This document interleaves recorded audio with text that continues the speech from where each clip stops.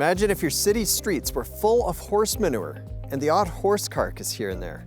Welcome to 1894. The situation was so bad that city officials from around the world gathered in New York City that year to discuss what they called the Great Horse Manure Crisis. This story provides a good lesson for those concerned about climate change.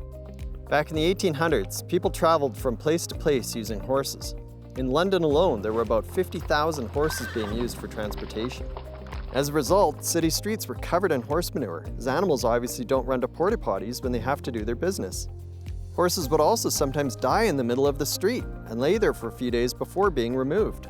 Between small mountains of horse manure and rotting horse bodies, flies became a major public health problem as they transported diseases like typhoid fever. At the Horse Manure Conference in New York, city bureaucrats tried to put their heads together to figure out a solution to this problem, but they didn't.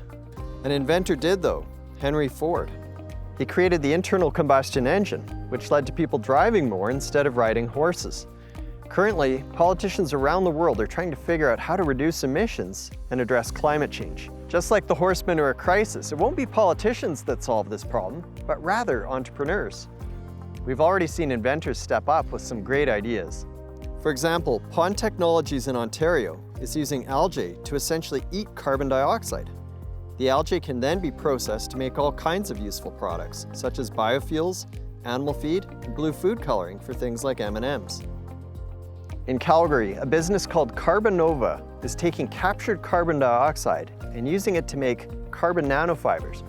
Those can be used to make all kinds of things, such as lightweight sports rackets. And in New York, a business called Air Company is using captured CO2 to make vodka.